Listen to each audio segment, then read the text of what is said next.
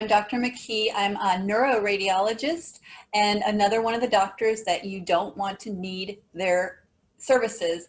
I've been biohacking with nutrigenomics for about 8.5 years, and today I'm excited to talk to you about NAD. So what exactly is NAD? Well, it's one of the most important molecules for life. Without it, we would die within 30 seconds. It's absolutely critical for the production of energy in all of our cells, our brain, our immune, our blood cells, our muscle, and our heart. It helps with healthy blood sugar and insulin regulation, as well as fatty acid mobilization for a healthy metabolism. And it does all of this in response to stress. NAD actually drives our circadian rhythms. It helps with mobilization of recycling of faulty parts or autophagy, cellular cleanup, and it helps promote mitochondrial biogenesis. So there are many reasons we would want to boost NAD levels.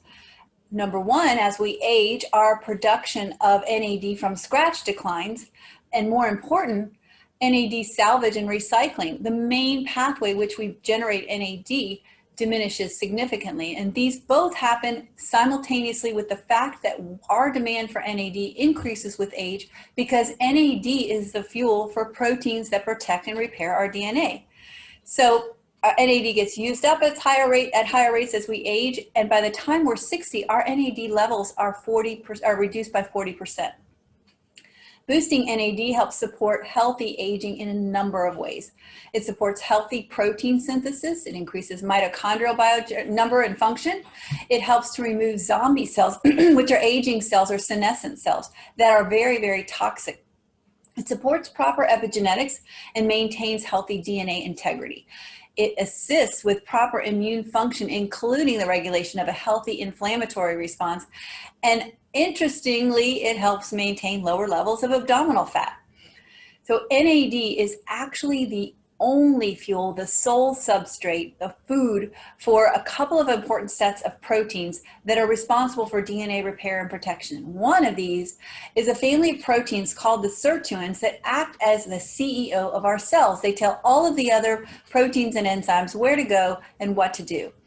And these proteins activity, the sirtuin activity, is actually increased whenever the body is exposed to stress, something like calorie restriction or high intensity exercise.